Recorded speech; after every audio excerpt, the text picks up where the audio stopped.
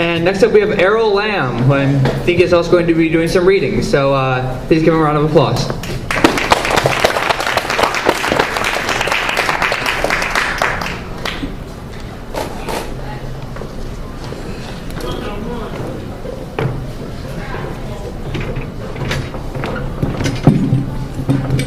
Good evening.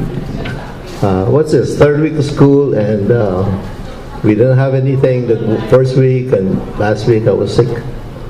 But I'm glad to be here to see all of you. It looks like a big crowd out there.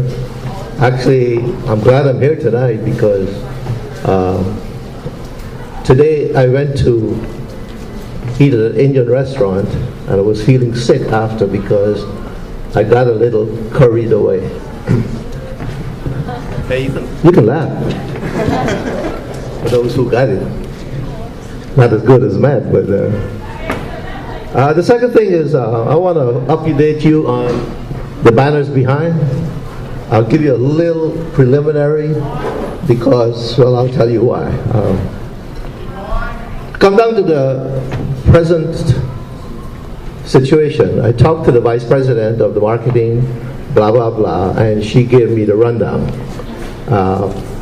These 10 banners that you see behind here, 10 banners representing 10 major areas in this university, according to the university, were put up there about 2007.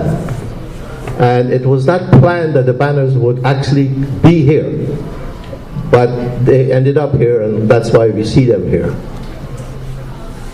What is happening is the banners are going to be changed, all right? And the present dates are February 16th, President's Day. On that day, for some of those of you who remember, there are hundreds and thousands and millions of students who come to this campus on President's Day. And the university plans to have replacement banners by that day, hopefully, because it's a recruiting tool. Now, all of a sudden, it's a recruiting tool, but it wasn't before when they were in this way, all right? But you do know that this university is down on the enrollment. You do know that. And enrollment reduction means that money is less. So it's that whole program now is coming up under enrollment plans for Bowling Green, and that's why they hope to attract. I don't know how many are going to be up by February 16th. I don't know how it's going to be. That leaves us to see what's going to happen. But here's the promise. They said they're working on them, and they finished about 3 or 4. They're working, taking a lot of time. And each college is going to be putting up a banner. They're working with the colleges individually to put up a banner that represents that college. The first ones that are finished now are the College of Business, Musical Arts. They're working on education, and they're going to end up doing 10, I guess. We'll see, all right? And they're all going to be different. It's going to be different from this. And how different, I don't know. But that's the promise as of now. So we'll see what we see. Now, the other thing is I want to tell you, and I have to confirm this with them, is that the Vice President of Marketing and Communication said she will come next week. She will come next week and talk to us.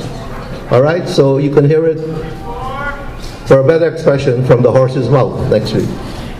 Now, at that point, I told her that we usually don't have question and answer, but she said she would answer any questions that you would have. At that time, I personally will also tell you what I told her when we spoke on the phone. All right, so there's no secret.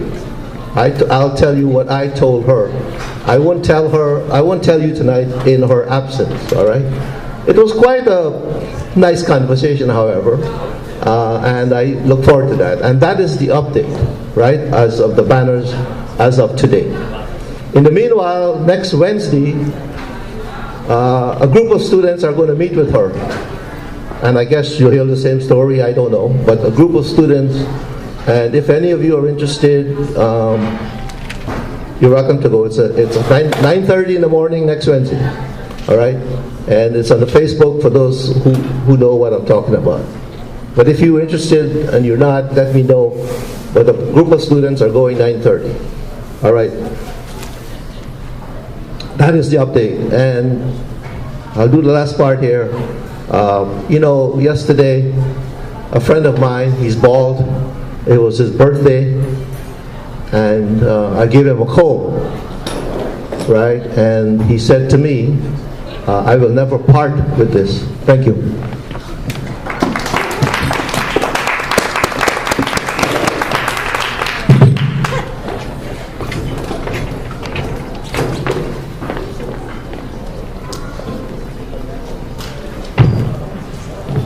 And next up is me, and I actually signed up this time, so woo.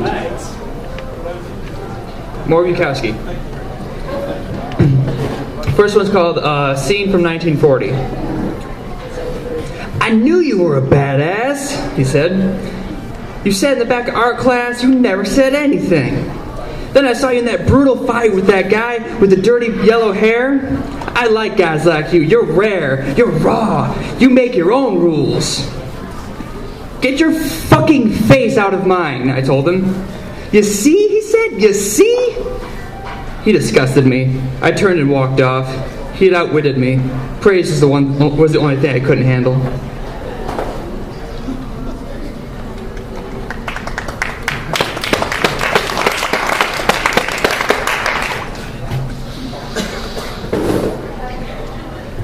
And this one's a bit longer. It's called The Bakers of 1935.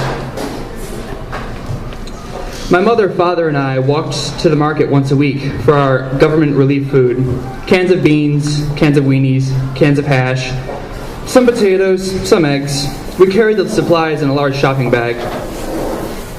And as we left the market, we always stopped outside where there was a large window where we could see the bakers kneading the flour into dough. There were 5 bakers, large young men, and they stood at 5 large wooden tables working very hard, not looking up. They flipped the dough in the air, and all the sizes and designs were different. We were always hungry, and the sight of the men working the dough, flipping it in the air, was a wondrous sight indeed.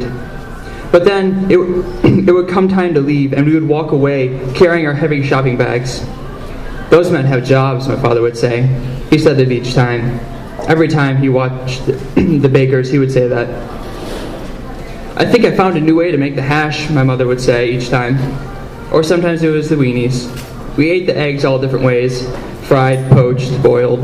One of our favorites was poached eggs on hash, but that family favorite became almost impossible to eat. And the potatoes, we fried them, baked them, boiled them, but the potatoes had a way of becoming not so tiresome as the hash, the eggs, and the beans. One day arriving home, we picked all our foodstuffs. We placed all our foodstuffs on the kitchen counter and stared at them. Then we turned away.